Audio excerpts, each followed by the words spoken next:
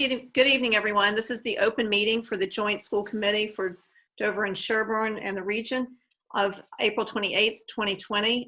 We're meeting tonight via Zoom due to the COVID-19 restrictions that we have, and per Governor Baker's executive order and the current state of emergency, we are allowed to meet via teleconference in our Zoom meeting, and you could access this by going to the Dover Sherburne Regional School website, which has the login number and how to get onto the Zoom meetings. Please also note that this meeting is also recorded, so some attendees are participating via video conference, so accordingly, be aware that if there's something on your computer that you do share, it may come up on your whole computer, so just be aware that something that's on your computer could be captured via the recording. First, I'm going to state some basic rules that we have, some ground rules for our meeting tonight. We're going to start out, as we always do, with our public comment, our community comment. With regards to that, community comments are an opportunity for members of the community to be heard, and we respectfully request that you please make your comments brief, between 2 to 3 minutes, and that you move the discussion forward by adding new information and trying to avoid repeating points that have already been made. Community comments are an opportunity for us to listen to the members of the community.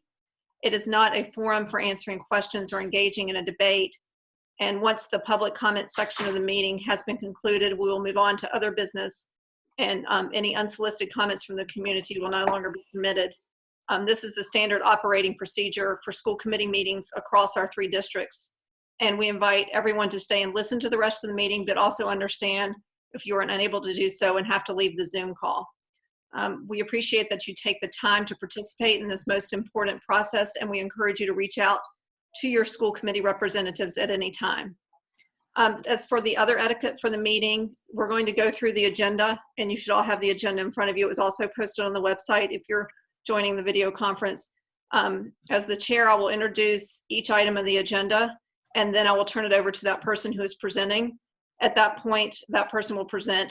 School committee members, at that time, if you do have any questions for that person, I would just ask if you do your hand raising on the sidebar of the Zoom meeting. If you go down to the bottom and you can click on participants, sometimes it doesn't show the entire column. So if you do not see me calling on you, if you'll just raise your hand visibly, and Dawn, you may have to cue me in if you see someone and I don't, because my screen is splitting somewhat. So after you have been acknowledged, then we can move forward that conversation. If there's more than one person commenting, just wait and we'll call on you in order. Also, please remember to mute your phone or computer when you are not speaking. And please remember to speak clearly in a way that that way we can get accurate minutes, because this will be recorded for minutes as well. Just remember to wait until you've been acknowledged so that we can then go in a sequential order. And with that, also the voting. I remember last time, since we all were muting so that we didn't interrupt each other, once we vote, everybody take it off mute, but also remember that as you're being called on by your chair, to state your name and then what your vote is, because it has to be recorded for minutes, and it's just a little bit easier for the person who's taking the minutes down. So with that being said, we're going to get started. So I'm calling this meeting to order. It is now 6:35 p.m. So first up is community comments. If anyone has any community comments, as I said, please either raise your hand on the side screen or visibly in your square.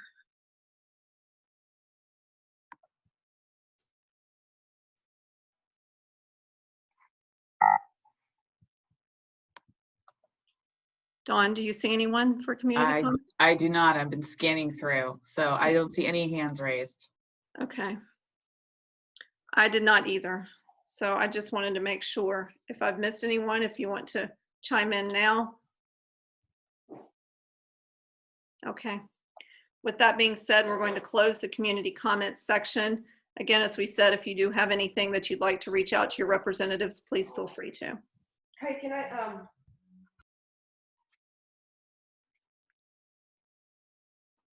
Is that Mark Warren?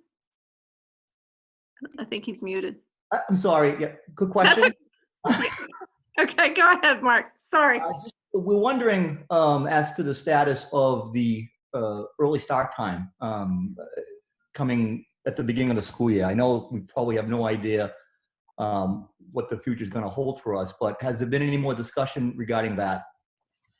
There's a presentation on that this evening.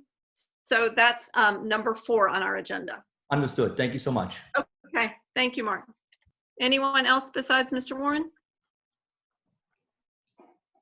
Okay. Thank you. All right, so after that, let's move on to our superintendent update, Dr. Keough. Yes, thank you very much, Angie, and thank you everyone for joining us tonight. It's amazing what we can do with technology in the short time that we've been kind of doing this. It's like old hat. So, but we appreciate everyone coming online and participating in this process. So obviously, we all have a lot of time to spend at home. So most people know the news, and clearly the governor made the decision recently last week for us to close the schools across the state through the end of the year. We knew that our final day was going to be the 17th of June. We did work through April vacation, and that's the reason for that. Obviously, I think many of us were stunned, quite honestly, that this whole thing has now taken our year away, and all those special events that people look forward to, life events that our children look forward to, and that our families look forward to, the move-up days, the proms, the DC trip, the awards nights, graduations, athletics, performing arts events, and so much more. And I think, I speak for myself, I was very disheartened to hear those words from the governor, but recognize that this is how serious this pandemic is, and we intend to honor his guidance. That said, we are now approximately 5 weeks into the remote learning, and I just want to be really, really clear with people, because I think that sometimes there's confusion about this. Remote learning is not ever going to be a replacement for what goes on in the brick and mortar school. It's just not going to happen. And I don't want to mislead people by pretending that somehow we're going to make up for what we've lost. That's not going to happen either. We are absolutely doing our best. Our teachers are working incredibly hard. I spend the time in the meetings with our staff and administrators, day in and day out, in conversations like this, trying to figure out how we can make the best out of this experience for our students. And I have to say, as I appreciated the comments of Mr. Lin in the last meeting, that this clearly has put a great burden on families. We have parents who are trying to work and educate or cooperate or participate in the education of their children at the same time. But also, this is unprecedented, and I know the word gets overused, but it is unprecedented when you think about what teaching looks like for teachers. Because when they are teaching their lessons for the first time in any of our teachers' careers, they're doing it for an audience at home. And that's those kinds of pressures, just like when you're in an interview, or when I'm in this presentation right now, I feel a certain amount of pressure. The pressure that our teachers are experiencing, because they too are also likely raising families or living with others and enduring all that it takes to educate, but also on top of that, the coping with the emotional strain of the uncertainty of all this. We do not know where this is going economically. People can speculate, But this is far worse than the Great Depression when you think about how expansive the economic troubles are. The numbers of people who are out of work, the numbers of people who do not have food, the numbers of people who are having their bills pile up and can't make their utility payments, the numbers of people who are lining up miles long at food pantries. And this is impacting so many people, not to mention how many of us know people or have loved ones who've been impacted by this. So it's not just your ordinary, well, we're going to start teaching remotely like online learning. This is not the case. In fact, I read today that in some states, they've just called it off. They've simply said, forget it. We can't keep putting this pressure on our teachers, on our families. It's not working. We're not getting the bang for the buck. So they're calling off the school years. We're not there. I feel actually really good about where we are. I feel like we're making great progress. And, but of course, naturally, it hasn't worked perfectly for everyone. But for every individual who lets me know of their concerns, I hear from others who are so eternally grateful, and including walking down the street in Sherburne. So, and perhaps maybe the silver lining is that folks have actually gotten a feel for just how hard it is to teach. I had one parent say to me recently, anything you guys need from this date forward, you're getting it, because I know how hard it is to teach these kids. So, but we know it's been difficult for everyone, and we're trying to remain cognizant of that and keep Dover Sherburne, our students and our school system alive. So what I'd like to do is run through a couple of things. Number one, I'm asking that Beth McCoy review some of our survey results. We did survey the people, the stakeholders in the community about what they think of the remote learning thus far. And so I've asked Beth to quickly go through that. And then I've asked her to kind of recap, because the pages and pages of the guidance from the commissioner are a bit much. It's like going on to the Department of Education website and reading through standards. It can be really overwhelming, kind of like reading an insurance policy. But Beth has done a really nice job of synthesizing the key takeaways from those documents.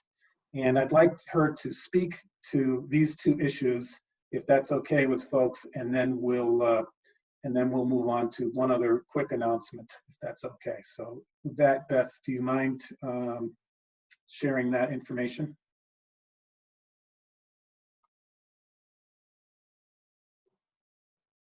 Unmute. Okay, everybody can hear me today? Excellent, great, thank you. So as Dr. Keogh mentioned, he had asked me early on if I would be willing to share the results of our survey, as well as talk about our thoughts for phase 3. That being said, the guidance from the state came out Friday night at 8:23 p.m. and our first meeting about phase 3 was Monday morning at 8 a.m. And so in order to get ready for the Monday meeting and kind of get everybody on the leadership team on the same page, I had created this PowerPoint, which was intended for internal purposes for our leadership team meeting. However, Andrew thought that it covered much of what you might need to hear, so he asked me to share it.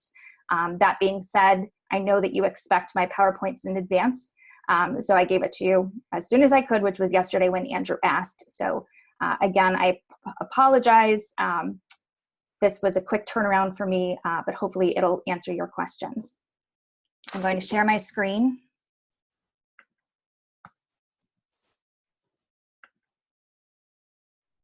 Can everybody see the screen? Okay. Okay, so before we talk about phase 3, I did include some data in here from the survey. Just because now I had a PowerPoint, so I put the data in, and I'm happy to provide you with the updated copy and the updated version for your records.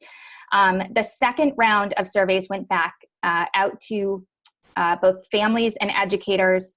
You'll see that the response rate was about 50% for both parents and for educators. And given the number of things going on in families' lives, I thought that was that was pretty excellent with some very thoughtful comments. Some of the comments, just to highlight them, teachers have expressed how they've really enjoyed the opportunity to see some students shine in a new light. Sometimes are shrinking violets in the classroom. Now they're having an opportunity to blossom and use their technology skills and share what they know and can do in a different way. So that's been exciting for teachers.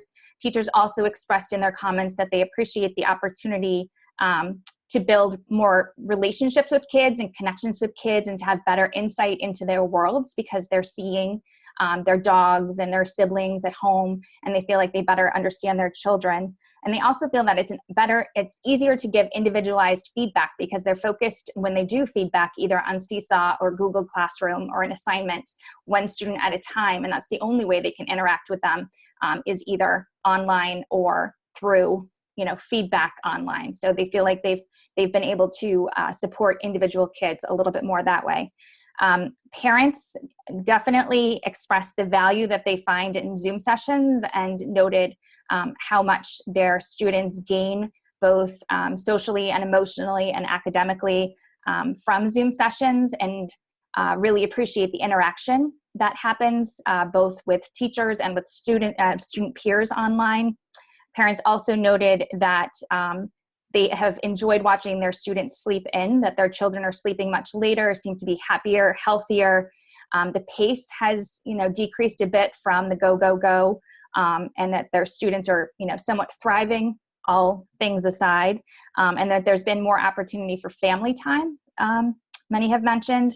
And of course, there was lots of questions around graduation, grades, and how we can support our seniors. So those are all questions that I know Andrew and John and Ann are working with the high school team to address. In terms of big themes from the survey, obviously with what I just said, there is definitely a demand to increase the synchronous sessions via Zoom or Google Meets wherever possible. There was a request to formalize the daily schedule. So the middle school and high school both had schedules going into phase 2. The elementary schools had proposed schedules that families could use, but it seems like there are some families who are really looking for more structure at the elementary level. Like they would like their children to get on at 9 o'clock and get their open meeting message, and then progress to do some reading and some writing, have a snack break, go back and do some math. So we are going to make sure that that schedule is available to parents and integrated more into what the elementary teachers are presenting. So for those who would like a more structured day from 9 to 2, it's available. For those who would like to shift the schedule from 3 to 8, they can do that too. And for those who would just like to, tackle the work as children are able and available to, that's fine as well. There's a need for us to emphasize our priorities and approach to remote learning. I will talk about that in a little bit, but basically just reemphasizing what remote learning during a pandemic could and should look like. A need to streamline platforms and material. So this has been an ongoing process, and it's going to be a continual process, but trying to make as few stops and shops and clicks and places to go for students and parents so that things are organized, things are easily accessible. It's a big jump from 5th grade into 6th grade, going from 1 Google Classroom to 8. So how can we help our 6th graders and 7th and 8th graders subsequently organize all that information? So there's been work done and there's more work to do. And we've been talking with the teams about that. Centralizing information. How can we get Zoom information all in the same place so that it's easily accessible with teachers' assignments? Office hours, how can we put those all in one calendar? So these are all things we're working on. A request to provide feedback to students and families. Again, teachers have been able to provide students feedback either through Seesaw or Google Classroom. The families are asking for feedback. At the elementary level, I know that many of the teachers are tied in with families anyways via Blooms or email. At the secondary level, the middle school is going to be rolling out a progress report to give families some feedback on student engagement, as well as the quality of the work and whether or not it's meeting the standards. And the high school is discussing how to relay information to families that perhaps students may need some additional support or pushing in order to meet the standards, and what will that look like if we do it more formally. We've been doing a lot of work informally, but what do we need to put out there in writing? And lastly, again, lots of applause and request and demand for any opportunities for students to be active in their learning, creativity, as we heard from our community commenter in our last meeting, and collaborative assignments. They're saying, even if students are able to just connect with each other on their own Zooms and work on a presentation, the more interaction they can have with their peers, the better. So that was from the survey. So we had that going into what then came out Friday night from the commissioner. I won't read you this long quote, and I know that school committee, you've had an opportunity to read it already. And I believe it really echoes what Dr. Keogh said in terms of the fact that for every parent who says, we want more, there is an equal parent to say, this is too much, and I can't do this for obvious reasons. Educators, as Dr. Keogh mentioned, are also taking care of their families. I know that they are working long days. Days turns into nights and weekdays turn into weekends. It's very confusing for people. And so that being said, we really need to approach this situation with flexibility and understanding and respect for each other. So from the beginning, the commissioner has emphasized these three guiding principles. And again, when I say that we need to put our priorities out there again in Andrew's letter this week, I know he intends to address the fact that the safety and well-being of our students and families and staff is our primary concern. The fact that we need to be equitable for all of our students, making sure that they have access to the learning and can do what they need to do, and therefore have flexibility within the structure that we build, and that maintaining connections is really what is the primary goal with our work, obviously, in addition to learning.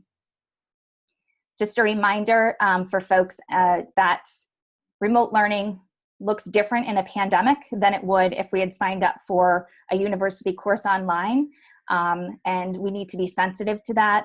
We are trying to balance online opportunities with offline opportunities. We do think that students should be actively learning in their living rooms, actively learning outside, experimenting with things, and that being in front of being in front of a screen for 6 hours a day is not good for a number of reasons. The last paragraph talks about a lot of the things that our teachers are already doing.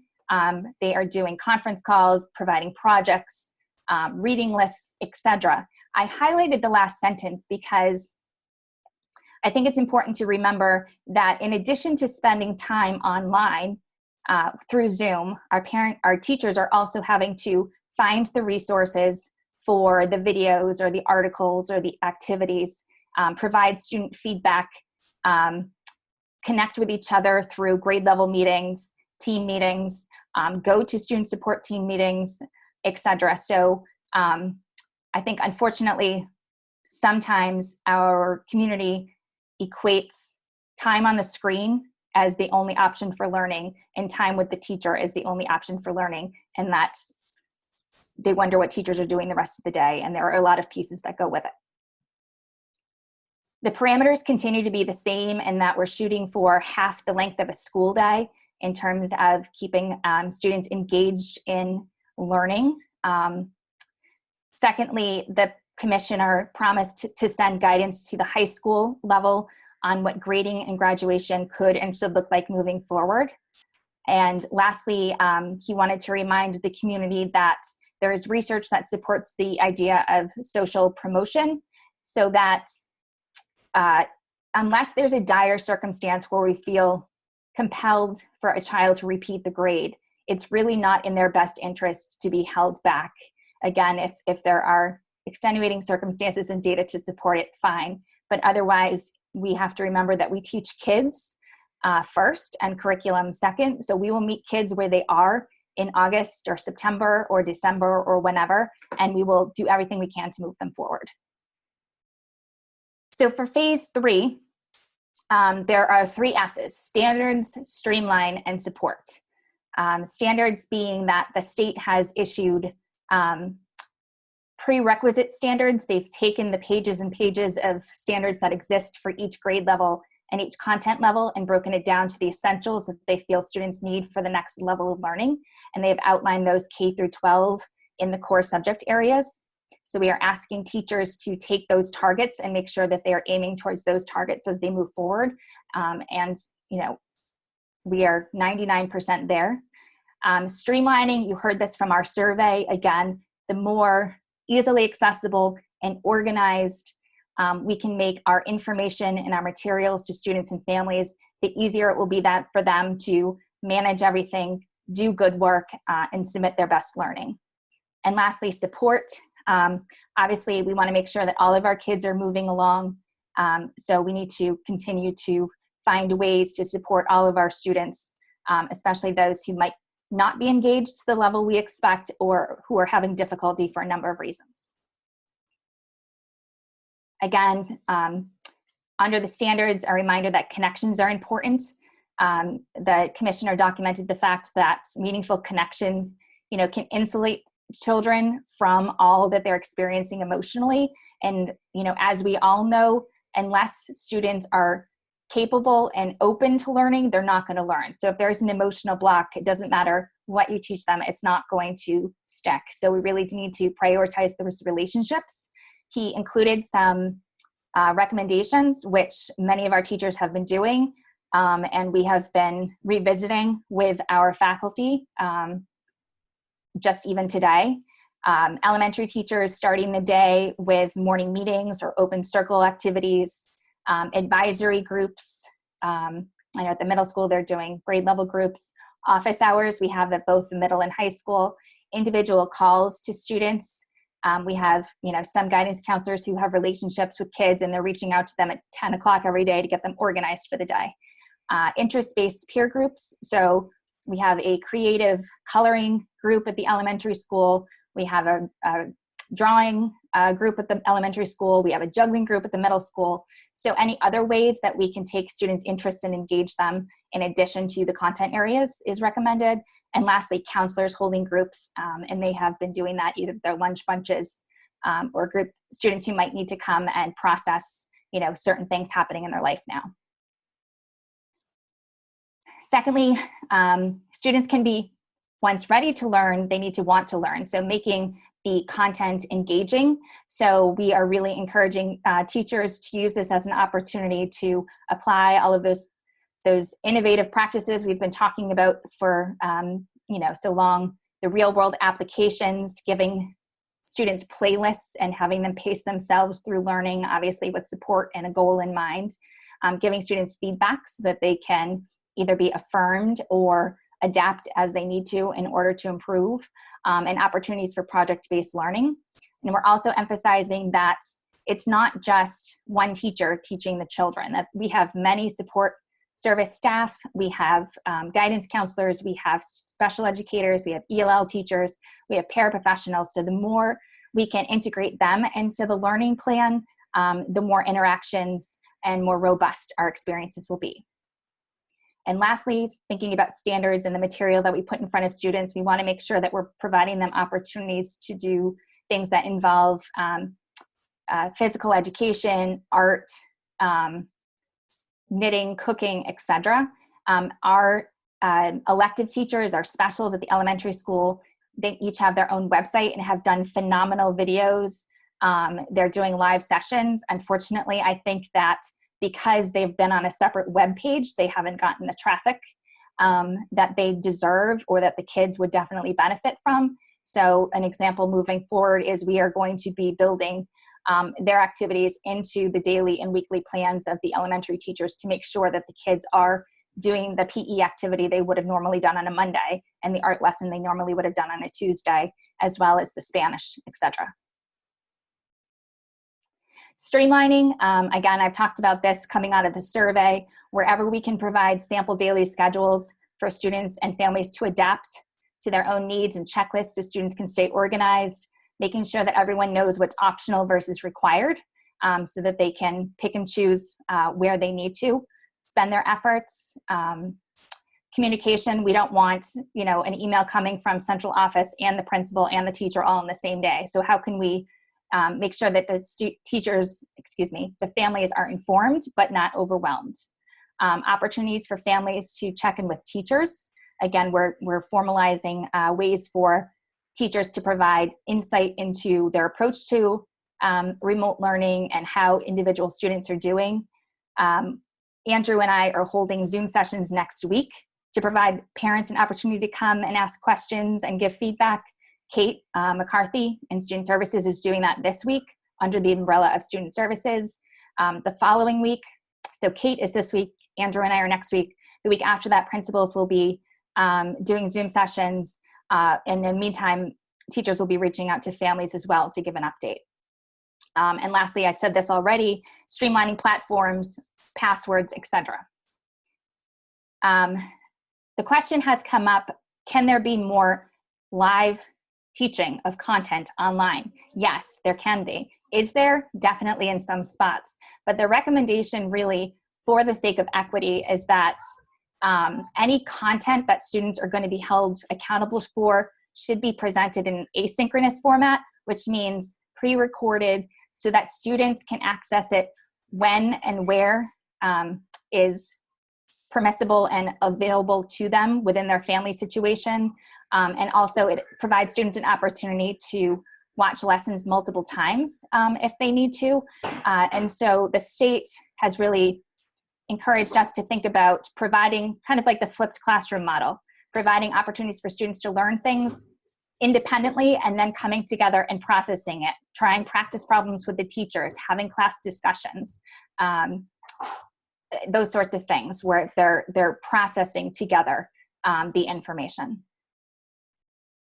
And then goal 3, of course, is supporting students. So again, I mentioned it takes a village, so we want to make sure that we're using each of our personnel, to the maximum extent possible, and capitalizing on people's talents and interests.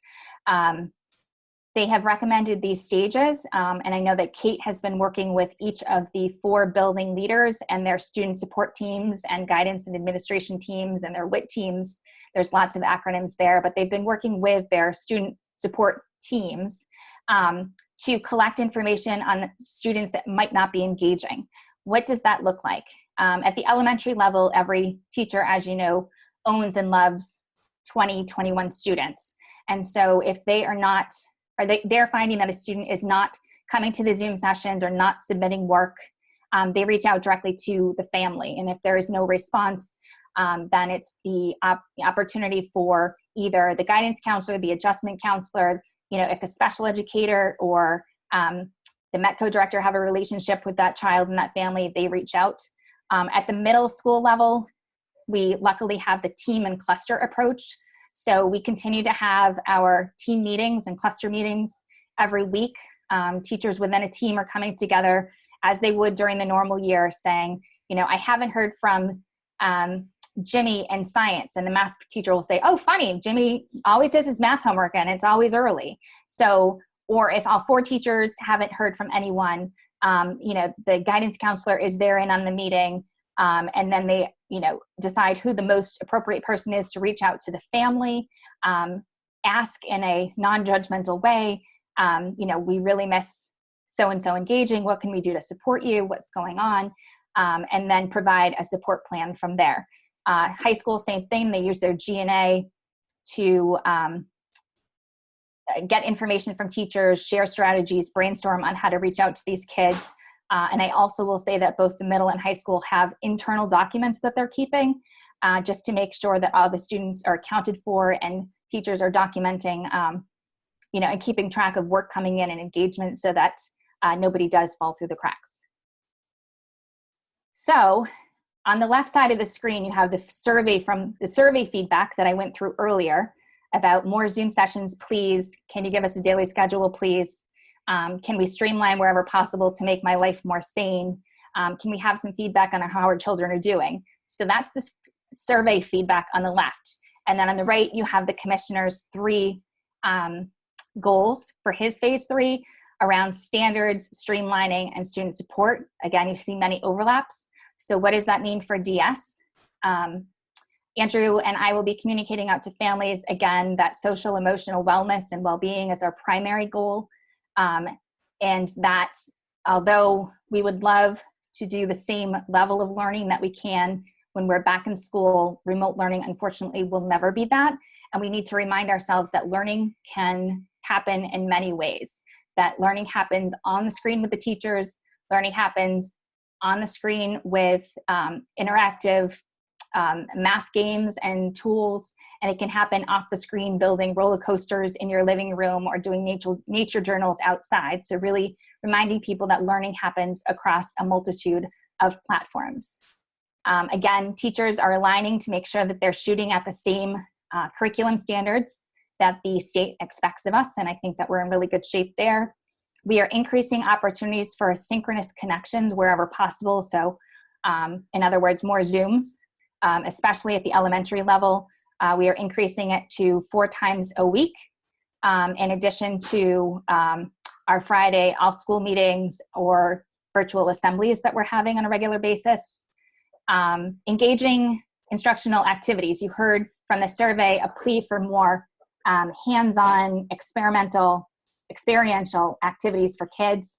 And so our teachers are sharing things that they've been doing. There's been a lot of communication within the grade 3 team. There's been a lot of communication within the history department. But how now can we get the teachers in grades 3 to talk to the teachers in grade 5 and learn, oh, I never thought about doing that because I've just been doing triage for the last 5 weeks. So there's an idea that really can engage kids, and I'm going to steal it and take it back with me. So the principals are carving out time for teachers to stop, breathe, reflect, and share so they can expand their practices to make them more engaging. Again, streamlining, we're working on it.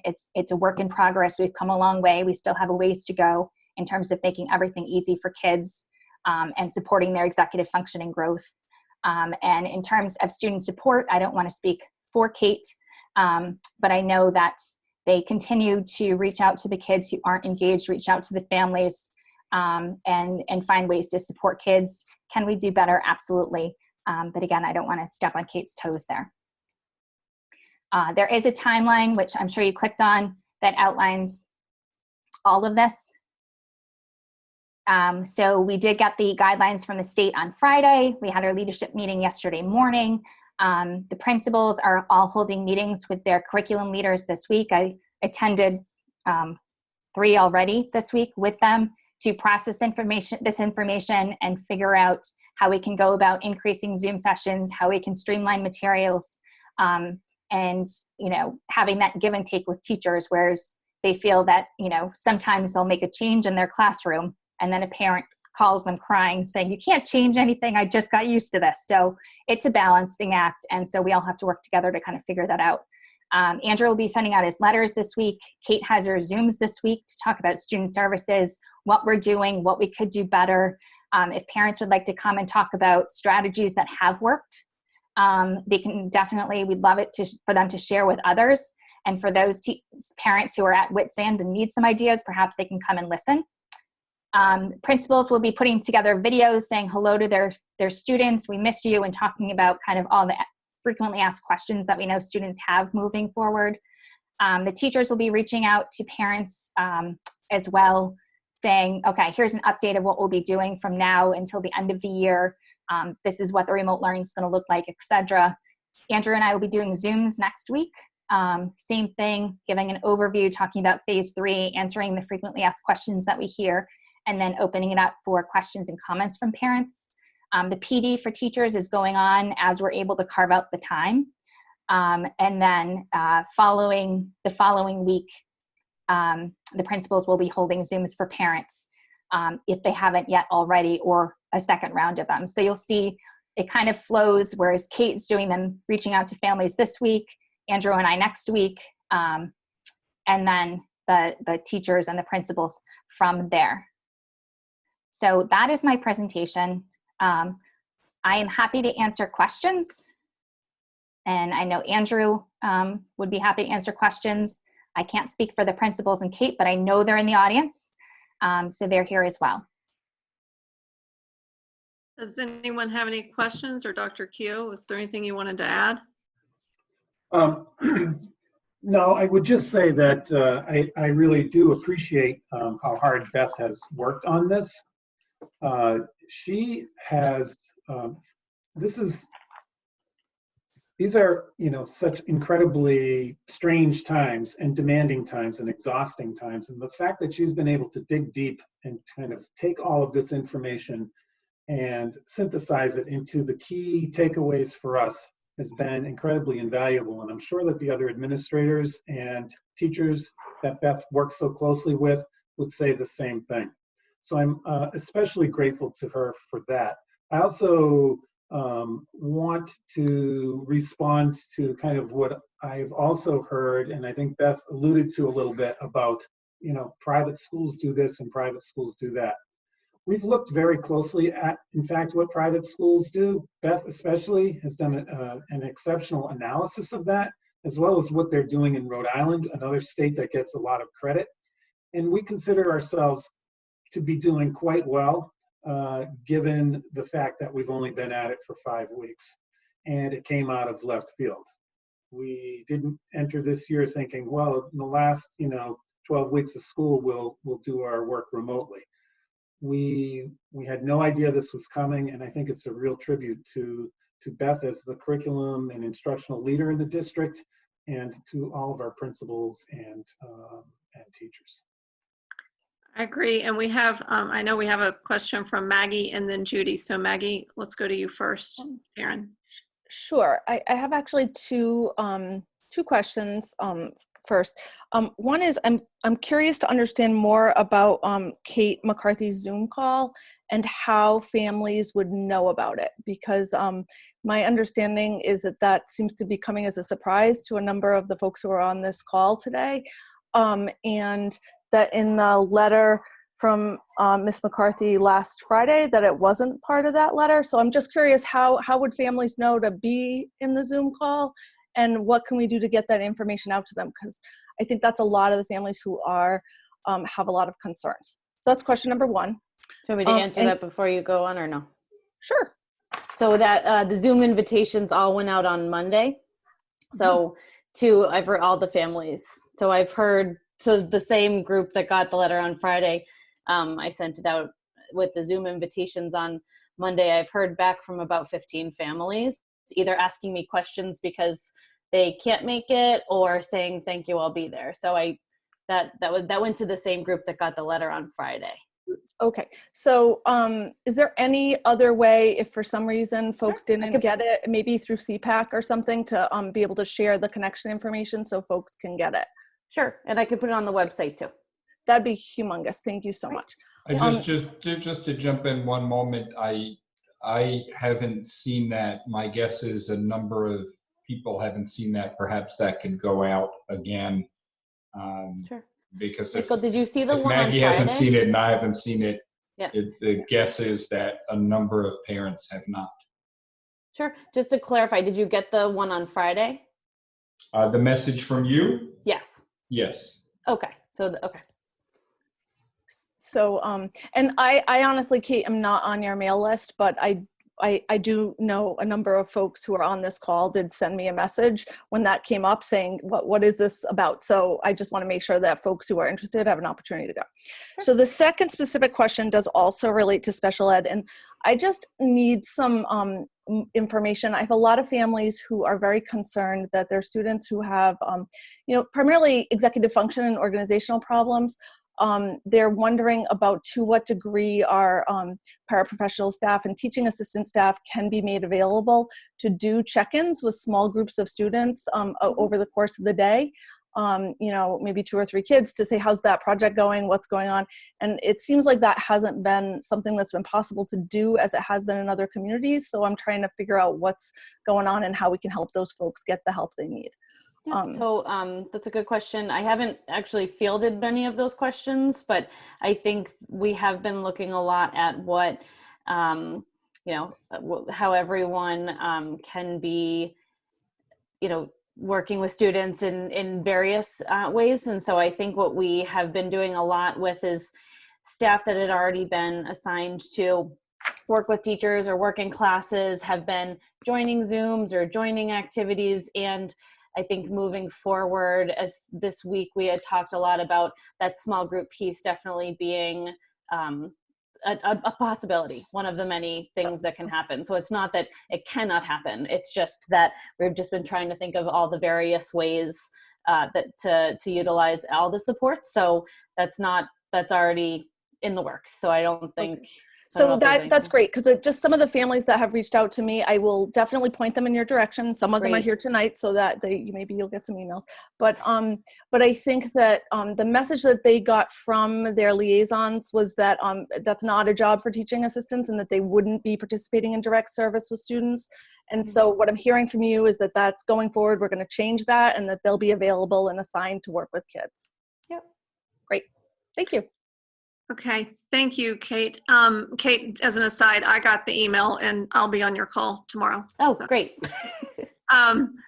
so next I'm going to Judy, and then Nancy Cordell has one too. So Judy, then Nancy. Thank you, Angie. I wanted to first thank all the administrators and all the educators who are on this call.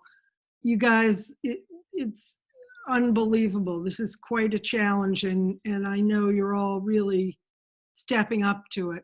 The question I have is, this is something that is so new and different from anything we've done before. And I think, parent surveys are essential, but I also think that some sort of evidence-based analysis of the methods that we're using and to determine, are kids learning? Okay, are these approaches working? Because they're very different from the way we taught kids up to this point. And I'm just wondering whether there's anything in the works to figure out what works and what doesn't in a sort of evidence-based way. Because while everyone's hopeful that we're going to be getting back to the old normal in September, my bet is that we're not, and that it's going to be a new normal, and that what we can learn from what works and what doesn't will help us then. So I'm just wondering what we're doing in terms of that. So Judy, if it's okay if I answer that, Angie? Yeah, I assume that you would probably be the one who Yes, would know. thank you. Well, the truth is that in order to do some kind of analysis of the effectiveness of this, you sort of need some baseline data, which we did not collect when we started this because we were swimming as quickly as we could just to put something together. I mean, we announced on a Friday that we weren't going to have school, and because of the dangerousness of the situation, literally the safety concerns. So we do not have that baseline data, which is critical, other than standardized tests, MCAS, or anecdotal information from teachers who say our kids can usually do this by now and they're not demonstrating that. So I think that sounds excellent, but I don't think that's going to be as easy to capture as we would like. Moving forward, however, and this is really important, we've already started to look at the summer and the fall. We know for sure we have students who will need remedial work this summer, and Kate has already started to look at our summer program to ensure that we beef up as much as we can for our kids who need that backfilling. We also know that next year will not be predictable. We don't know that we'll even start in-house, or we don't know that we'll start in-house in some kind of partial form, or that school will be switched over to remote in the middle of next year. So one of the really frustrating parts about all this for me as an educator or as the leader of the district, but as a superintendent, and I assure you this is universal across the state, is that we will try to tackle something, but we'll be waiting for guidance. We'll be waiting for guidance from the commissioner. He's the head of education in Massachusetts, so that's natural that we would wait for guidance from him. Likewise, we'll wait for guidance from the governor, But remember, we canceled school before the governor came forward with guidance. In fact, we canceled on a Friday, I believe it was the 13th, and the governor came out that day and said it didn't need to happen. And then by Sunday, he changed his position. So this is an incredibly moving target. It's really, really difficult. And I agree, it would be super helpful to have that kind of research in place to say what we've been doing is the most effective way. I can tell you this, according to a study by MIT, shortly, maybe like 3 weeks into this process, they reported that they felt that Massachusetts' plan for remote learning, so what we've been following, was amongst the best in the country in terms of the plan. We're very lucky. We forget how lucky we are, but our students all have this technology. That is not the case across the state in Massachusetts. And the people of Massachusetts actually are really concerned that some systems are going to continue advancing at rapid speed and others can't even get packets, never mind computers. So it's a really complicated thing, and I appreciate the question, and we will definitely continue to monitor our work for effectiveness. And I agree, the surveys are they're limited in what they can give us. But if you have suggestions on how, or if anyone has suggestions on how we might assess the effectiveness of this, we're all ears.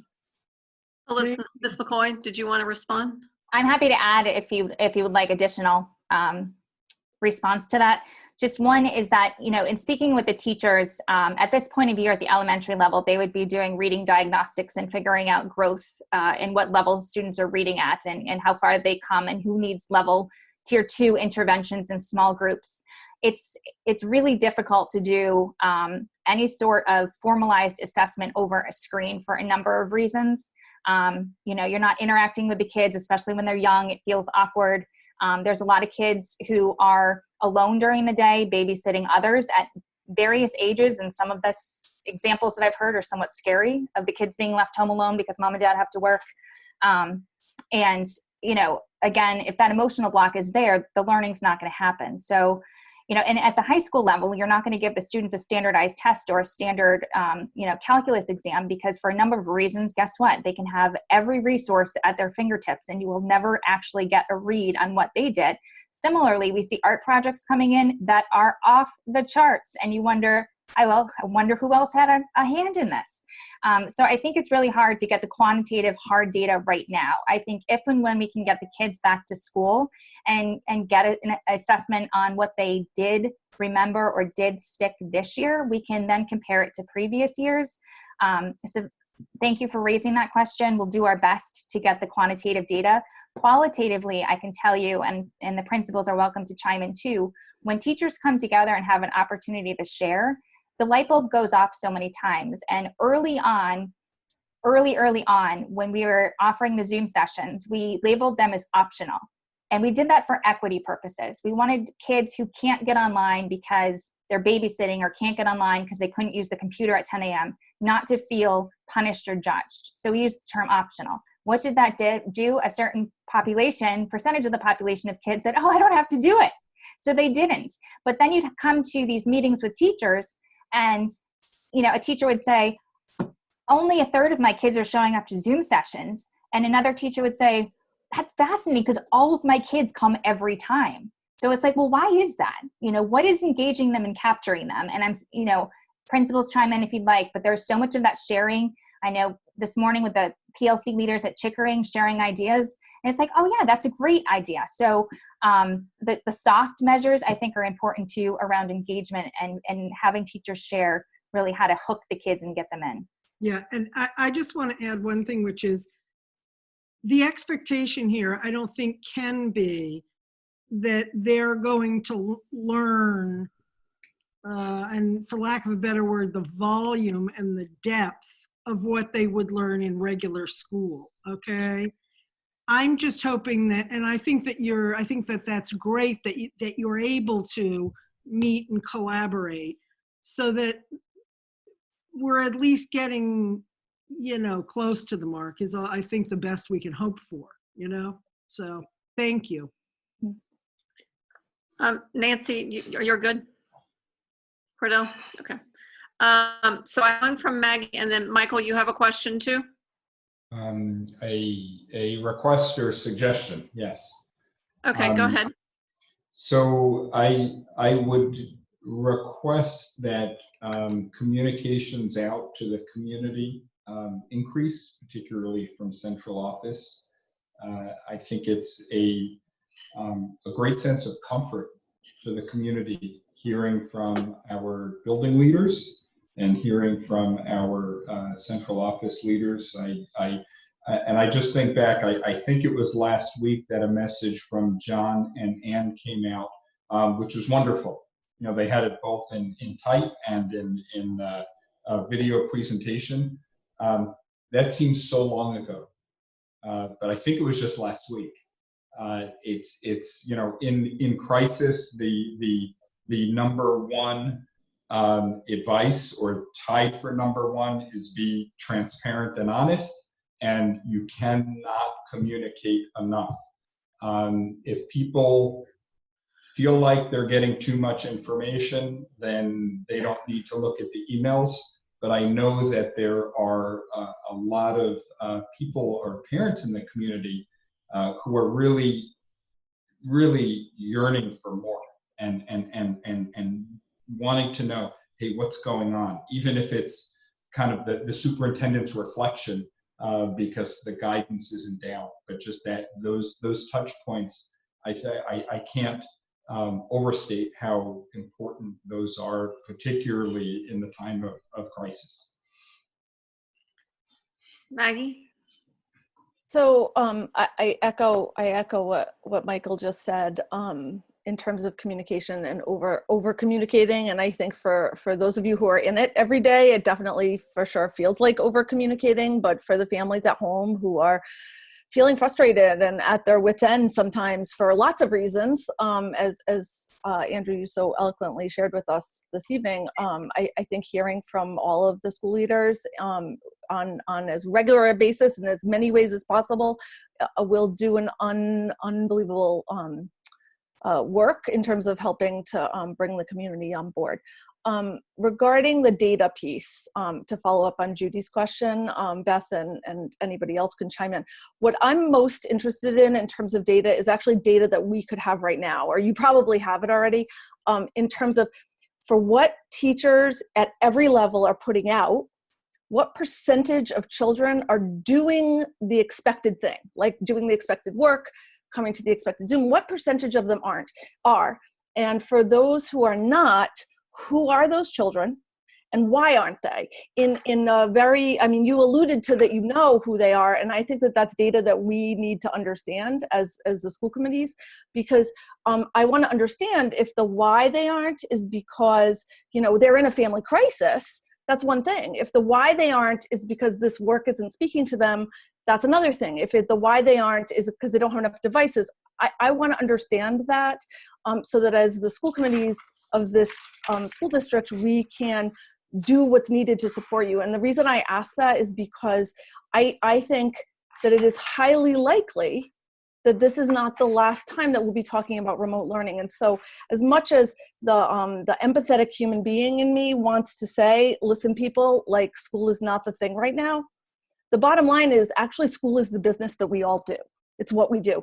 And so while it isn't the main dish in a global pandemic, for all of our community families, it's a huge important part of their day.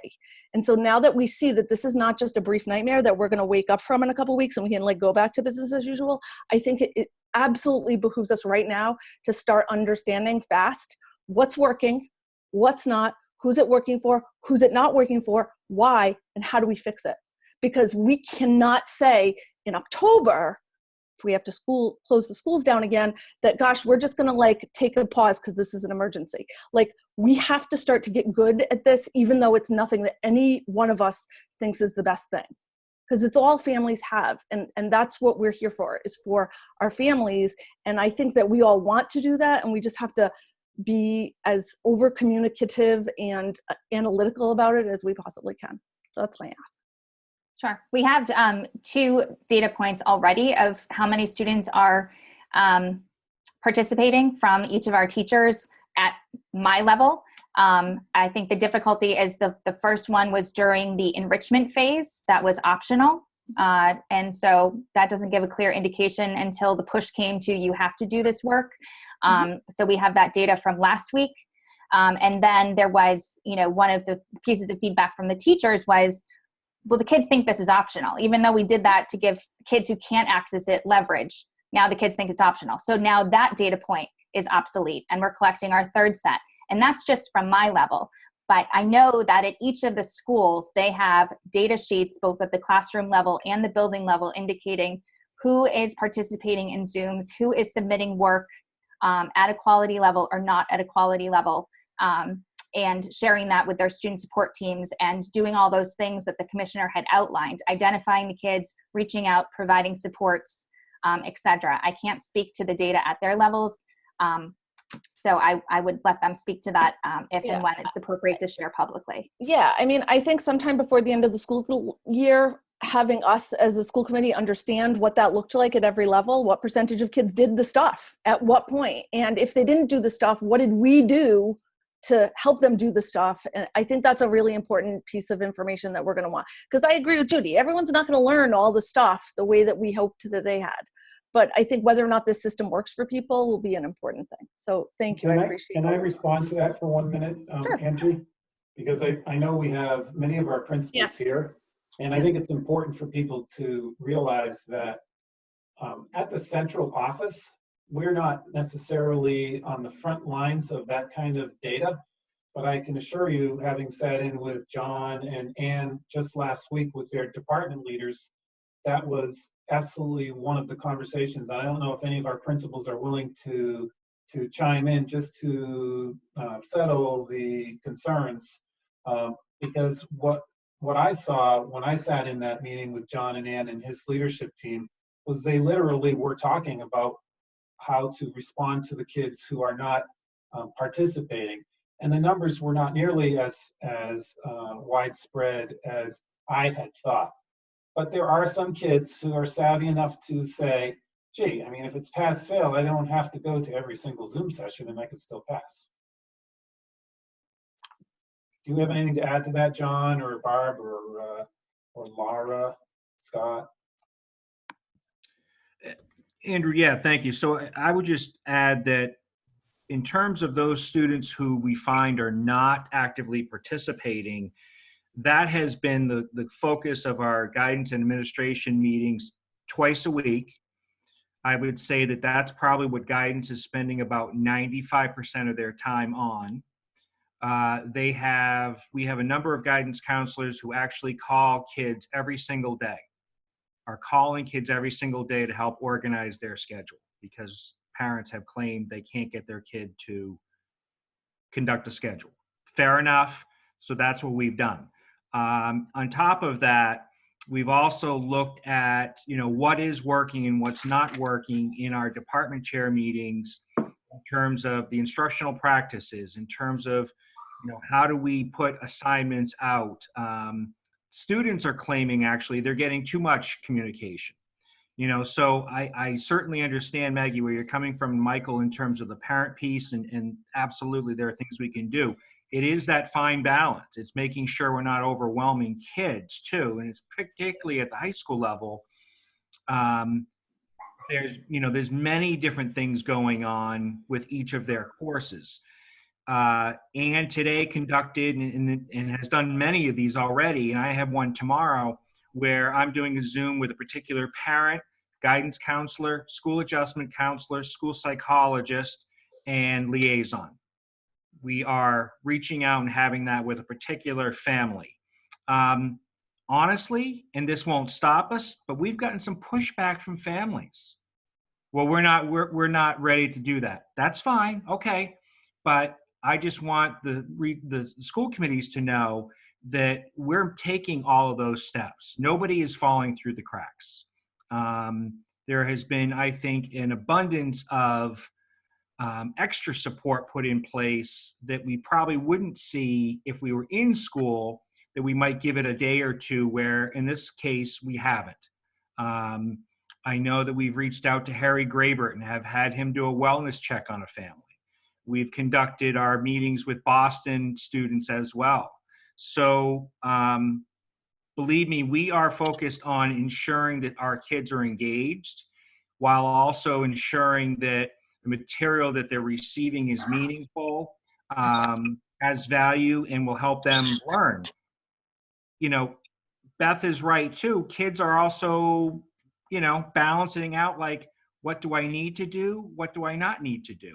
And, I would almost argue that that's something that as they approach college, they'll probably have to figure out too. But just to reiterate, I think in terms of that, I think we're doing a really good job. Now, in terms of the overall effectiveness of this remote learning, I agree. There are some things we're going to look at, and we're going to have to determine if that worked effectively going into the fall. What do we need to do differently? How can we shift things around? The district has been incredibly helpful in technology and making sure that we get devices out to people if anybody was lacking that, making sure that the students have the tools that they need to as well. Well, can I say something? I think it's interesting. I think the tremendous work from the elementary school and the middle school, the teachers organizing everything. I really think it's been excellent. Not that, sometimes my sixth grader, fourth grader embrace it like maybe they should. But I think what I think is interesting is even email. My sixth grader is just not like, he doesn't email. And so he now has been using my computer. So his email is up, his Dover server email. And I said, hey, this teacher sent you an email, 36 hours ago. He said, yeah, I don't check that. So we're even I said, send this teacher an email. How to write an email rather than just a question. Hello, Mr., Mrs., whatever. And then thank you. And so it's this interesting thing. And I said, but when people are emailing you have to, why don't you open these emails? So it's learning all around of even, like getting him to get engaged, to just respond in what I think that's, in a normal fashion. So anyway, it's a learning experience all around. But that, I think just even that, again, I think it's simple. Like, how can you just send an email like that? Well, no one said this is how you write an email. So you can blame me, I guess.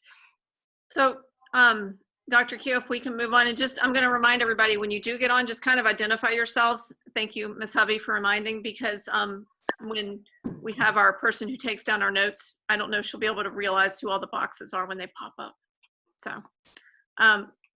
So, Dr. Keogh, are you finished with the superintendent's report? Is there anything else? I just had one more quick announcement, and that is just to let the 3 school committees know that in accordance with our recent agreement with the Teachers Association, we have begun our work identified in the MOU.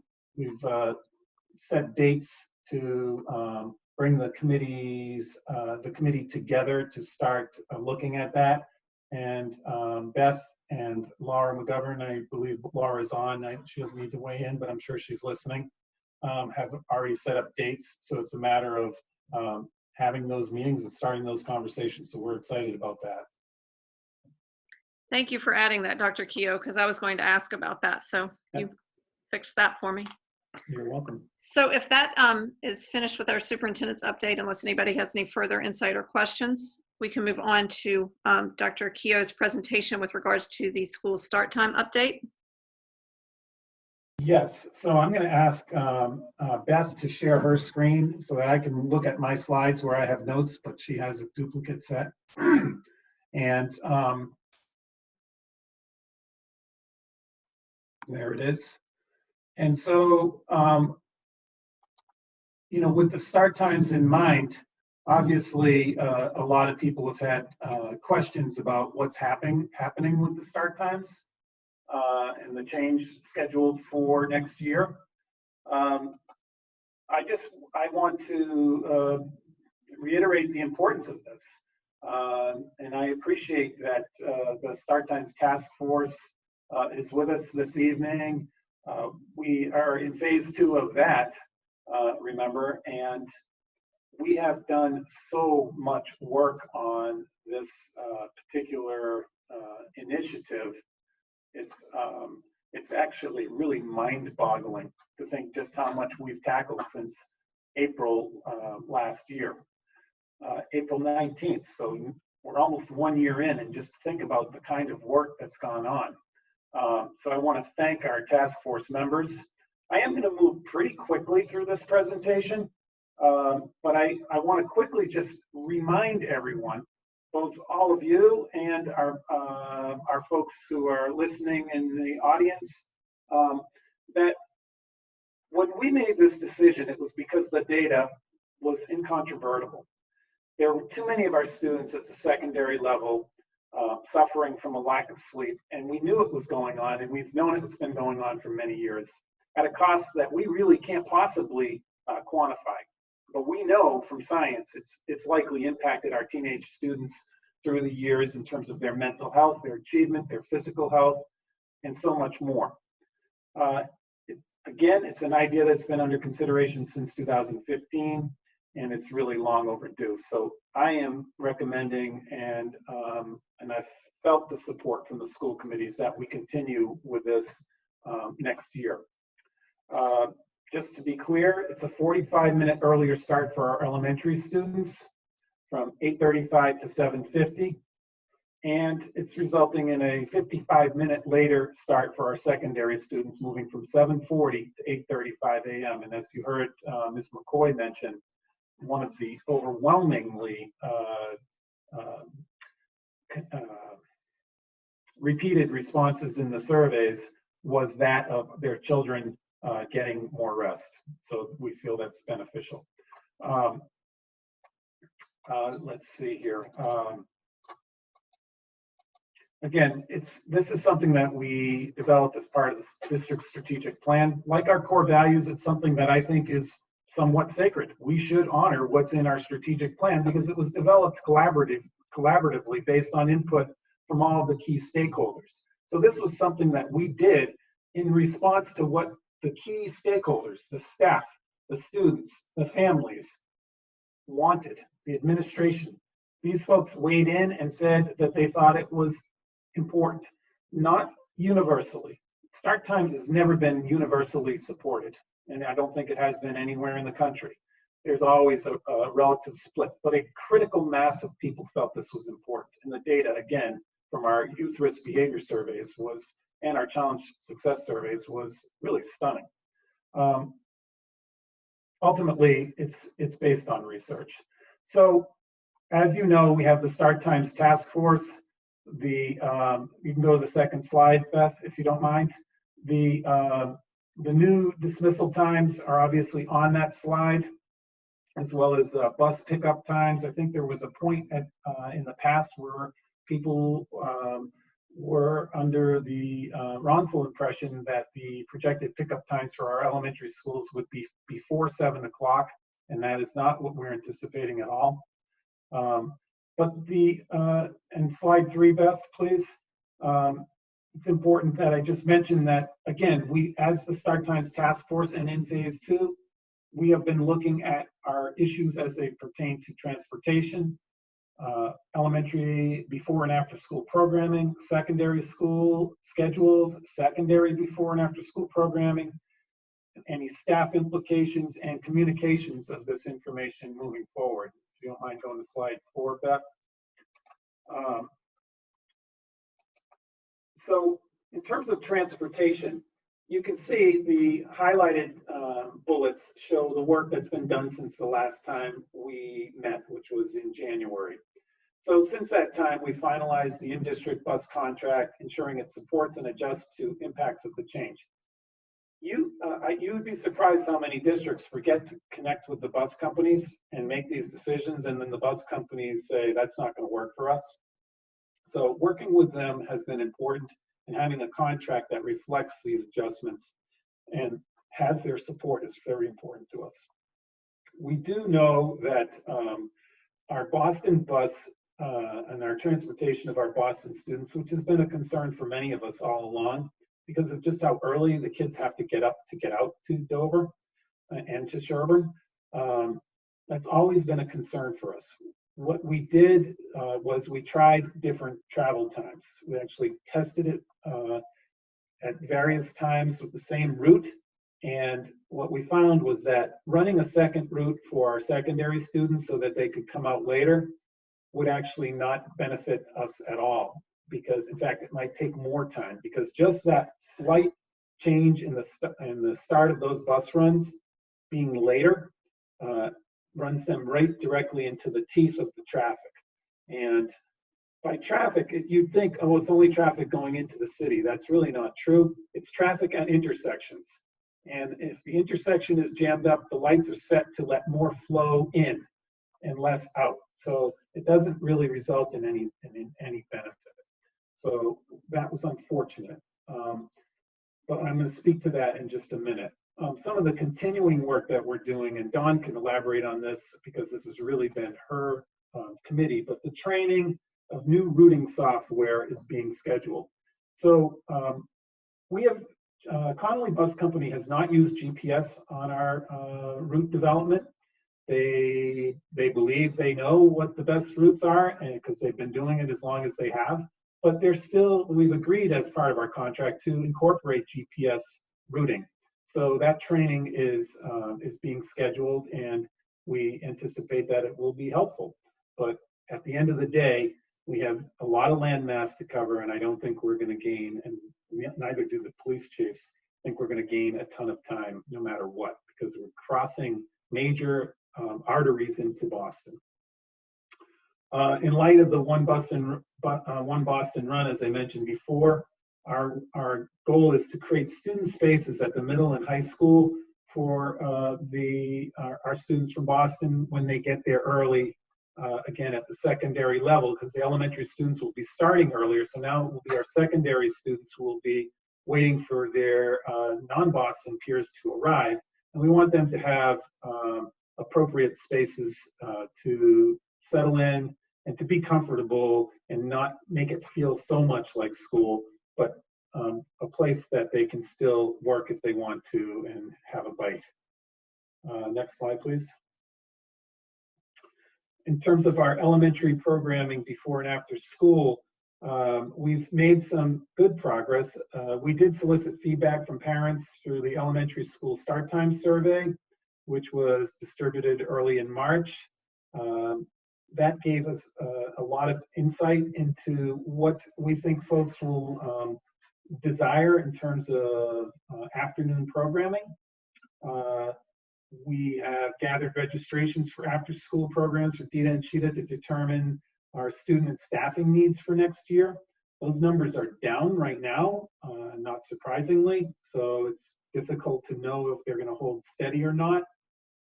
In response to the survey, we are planning to pilot a daily program at the elementary schools that will run from 2:15 to 3:30 Monday through Thursday.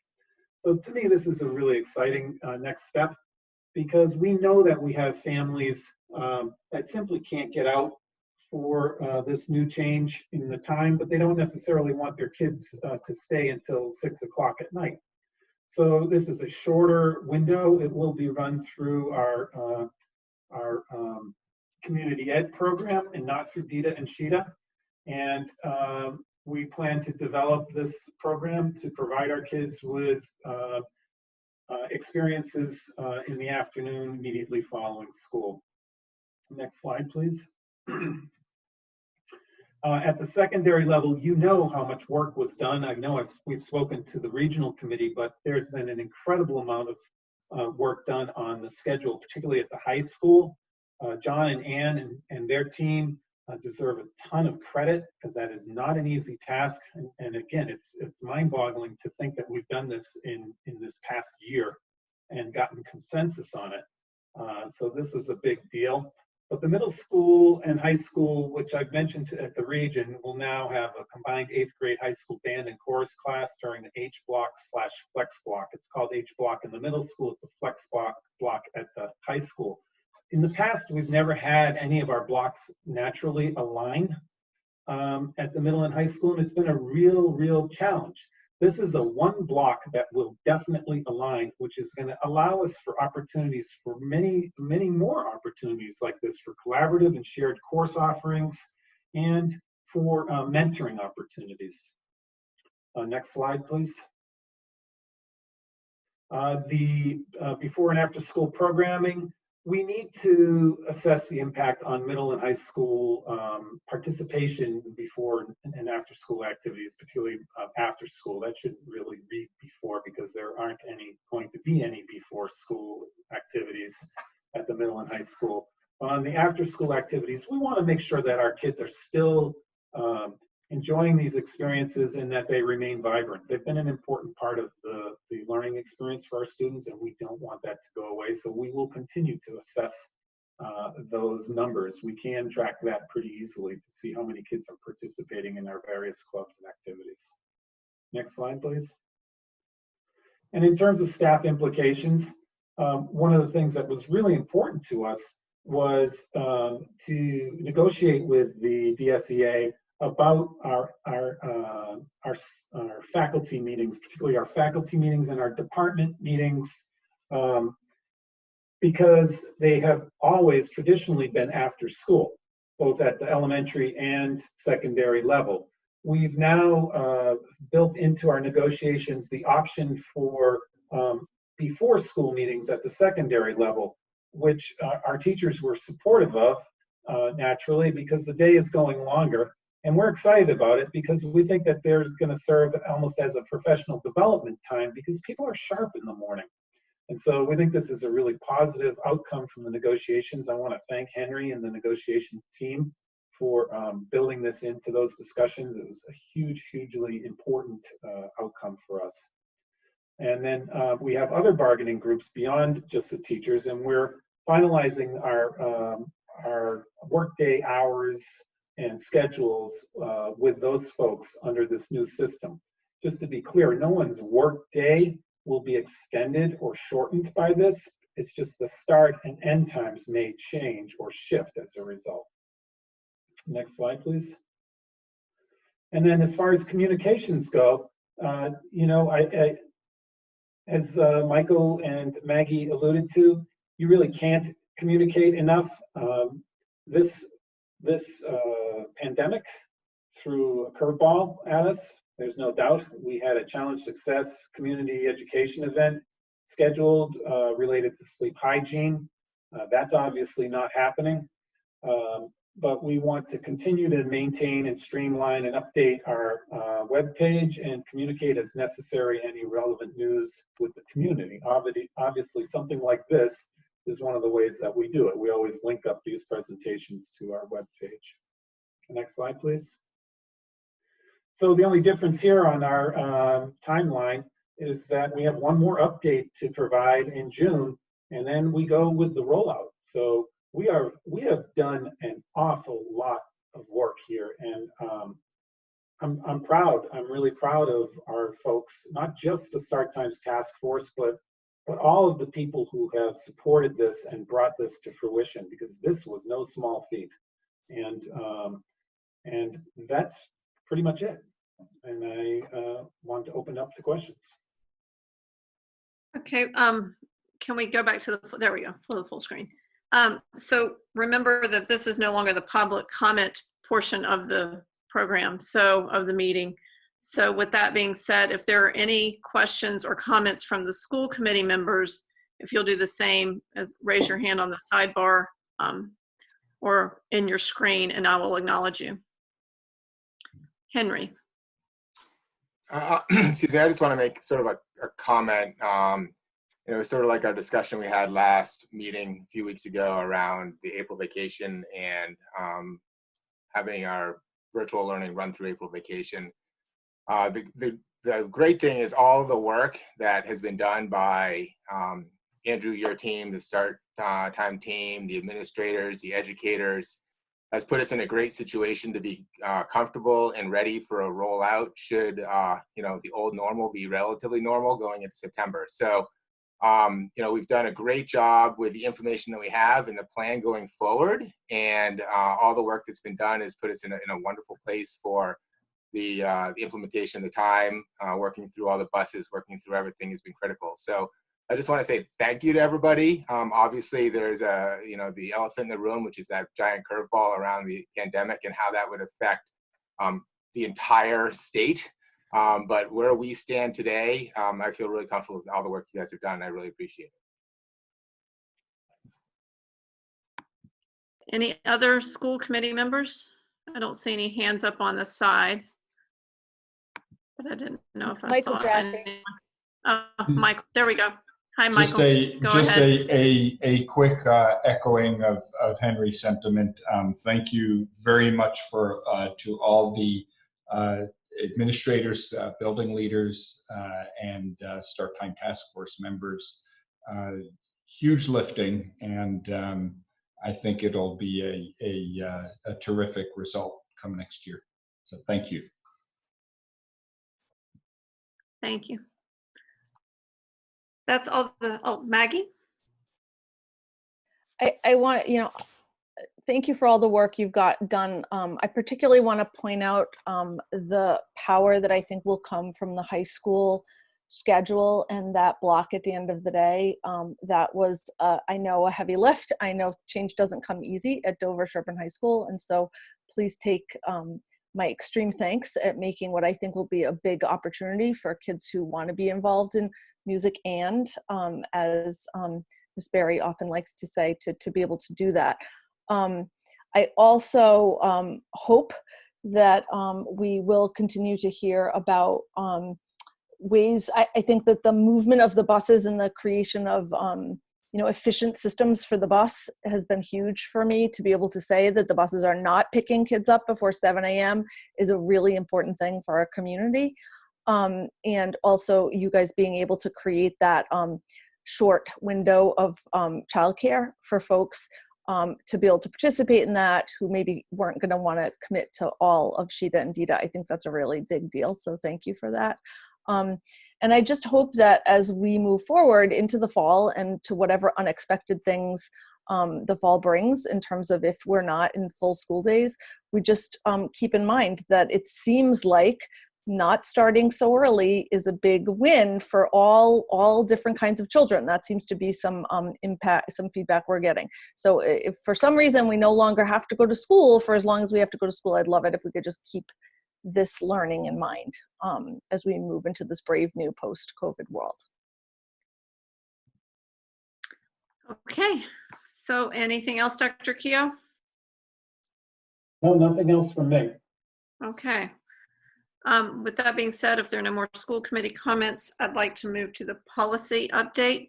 And for that, we'll turn to Lynn. I'm off mute.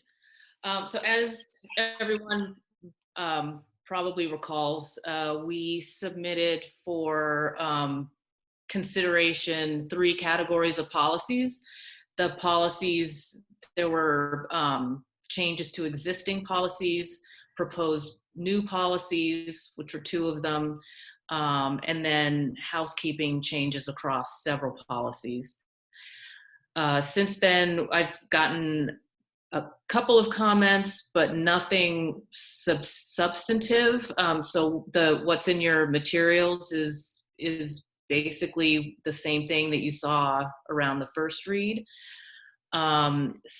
So some of the comments that we received on this round of the materials that are in your packet were basically, again, non-substantive, removing parenthetical comments from the drafts. Children in children in transition policy is included in your packet that should have been deleted because the homeless students policy was intended to replace that one wholesale.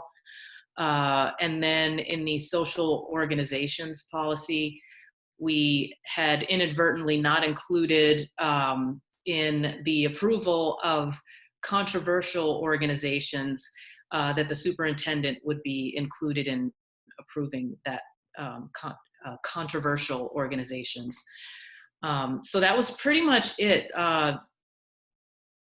Really non-substantive differences from the last time around.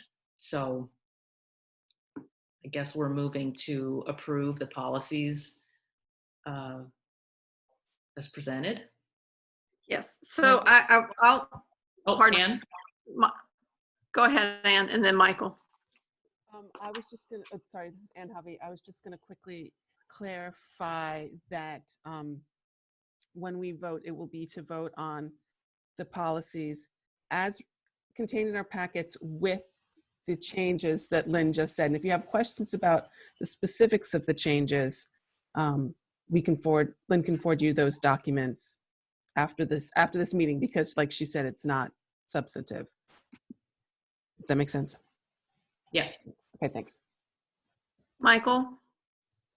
So I just want to huge thanks, put out a huge thanks to Lynn. It seems like you've been doing this for years when it's been 1 year, and you've really been, cleaning up and getting us up to date and doing it diligently and thoroughly, and putting up with some of my persnickety comments as well. So many, many thanks for the huge lift. My pleasure. So I guess what we need to do is the motion's going to read, and Ann, you can help me out, so don't go on mute, because this is a lot. So we're going to just move to adopt the policy as updated and edited by Lynn as contained in your packet with regards to policy, and I'm going to read them by letter. Policy JB, policy JC, policy JF, policy JFA, B as in boy, D as in dog, policy JFA, B as in boy, E as in egg, policy JFA, B as in boy, F, policy JF-E-1, policy JIC, policy JJA, policy JJH-R, policy JLC, B as in boy, policy JLD-E, policy JRA, policy JRD. So we'll move to adopt those as read by Lynn and contained in your packet, as changed and edited. So what we're going to do is, everybody wants to go off mute. We're going to do it by each committee, and then we'll continue. Remember to say your name and whether your vote is yes or no. And I'll start with Sherburne. So if Sherburne will take yourself off. Yes, Ann? Wait, so no, each committee has to Move. motion and move, Right. Move in second. Right. Yeah. So but can't they just say motion as stated for the first time, so they don't have to read all these letters, is what I was saying? Yep. Correct. Okay. So Sherburne, how your motion can read is motion as stated to adopt the policies that were read and that were edited and adopted in our packets. So if someone from Sherburne can move for that, and then we'll need a second and a vote. Nancy? Yep. You have to say your name as you raise your hand. Cordell. Thanks. Nancy Cordell. So Nancy Cordell's moved on. Anyone for a second? Amanda Brown, second. Thank you. And then we'll roll call the vote, right? So let me start with Megan, because I don't see her up on my screen here. Megan Page? Megan Page, yes. Okay. Mike Fitzgerald? Mike Fitzgerald, yes. Amanda Brown? Amanda Brown, yes. Nancy Cordell? Nancy Cordell, yes. And Angie Johnson, yes. And then Sherburne, we can go back on mute. Okay, I will do at the region. Region, can I hear a motion? So moved. Michael Jeffy. Thank you. Do I get a second? Second, Maggie Sharon. Thank you, Maggie. All right, for the vote now, Michael. Michael Jeffy, yes. Judy, you need to take yourself off of mute. Thank you. Judy. Judy Miller, yes. Maggie. Maggie Sharon, yes. Lynn. Lynn Collins, yes. Kate. Kate Potter, yes. Did I get everybody? 1, 2, 3. And Ann Hovey, yes. Great. Thank you. Dover School Committee, please take yourself off mute. Do I have a motion as stated by Angie and delivered in our packet for the policy changes? So moved. Healy? So moved. I'm going to give that to Mark Healy. Do I have a second? Leslie Leon, second. Thank you. Any discussion? Okay, roll call. Mark. Mark Healy, yes. Leslie. Leslie Leon, yes. Rachel. Rachel Spellman, yes. Brooke. Brooke Meadows, yes. And Henry Spalding is yes. Thank you. Lynn, thank you so much for all the work on this. I know it was a lot of reading and a lot of parsing of information, and I bet you have dreams about these words at night. So thank you very much, and thank you for keeping us all organized. Absolutely, my pleasure. So finally, we're moving to our transportation contract. So for that, I'm going to move to Dawn Fattori. Yes, thank you, Angie. So as we discussed on April 7th at your meeting, we've been collaboratively working with the other districts who use Conley to negotiate a discounted per diem rate, given that we are closed. And actually, as of April 7th, we weren't closed for the whole year, but now we are. So I was able to write your memo in such a way. In order for us to preserve our vendor and have it available for when we're ready to go back to school, all the districts across the state were asked to do this process, as I mentioned to you. So we have come to terms with Conley for a reduced daily rate of your on a per diem for buses of a 51.3% of your original. I tried to lay out what those costs included and the methodology that Conley is using when they decided how they needed to stay in business. Every bus company you'll see is doing something a little differently. Conley has decided it was in their best financial interest to lay off their bus drivers. And so the rate that we're paying is basically the cost of the central office staff, the mechanics, the insurance, the rent, and the fixed cost of the buses. So that's what's captured in your reduced rate. The $320 is what, if we took all of our buses together, each individually, you approved your own contract, but the purpose of this is we're looking at it in totality. But I did tell you what the savings would be across each of the three districts. It's approximately $180,000 for all three together. Dover is probably going to recognize approximately $34,000. Sherburne is approximately $30,000. And the region has approximately $116,000 in savings. So what we're asking the committee to do tonight is to approve the amendment that states why we're negotiating this reduced rate and what the reduced rate is. And this will then just be attached to your contract that's getting ready to expire on June 30th. Any specific questions? I was going to ask, do we have questions from anybody about how this was negotiated or what it means? No, I think we all like to save money, especially when they're not being used. So. Right, and I will detail, you each have a committee meeting coming up in May, and I will just show how this is going to impact your overall financial statements for the year. Now, do we have to vote on the amendment to approve it? Yes. Yes. So we'll do that. So, yeah, do by committee, and then the chairs, I will get you in at some point just to sign the amendment. Okay. So I'll start with Sherburne.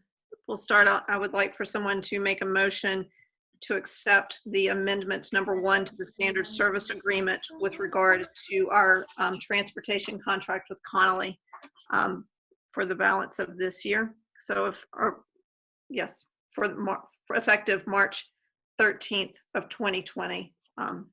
So if I could have someone move for that. Mike Fitzgerald, move.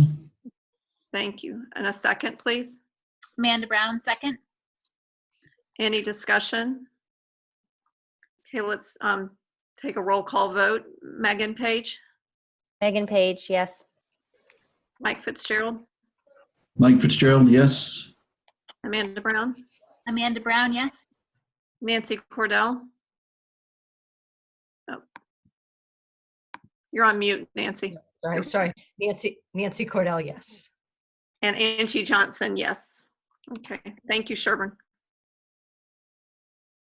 All right, we'll go with the region. But first of all, Dawn, thank you so much for all of your work on this. Appreciate it.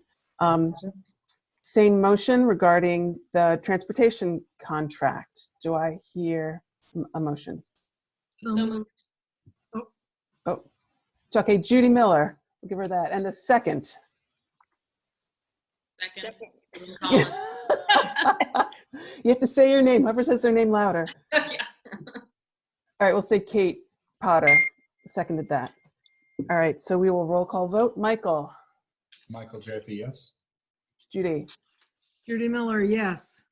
Lynn. Lynn Collins, yes. Kate. Kate Potter, yes. Maggie. Maggie Sharon, yes. And Ann Hovey, yes. Thank you all. Great. Dover, please take yourself off mute. Do I have a motion to accept the amended transportation agreement as stated in your packet? Rachel Spellman, yes. Thank you. Do I have a second? Mark Healy, second. Great. Any discussion? I'll roll call for a vote. Mark. Mark Healy, yes. Leslie. Leslie Leon, yes. Rachel. Rachel Spellman, yes. Brooke. Brooke Meadows, yes. And Henry Spalding is also a yes.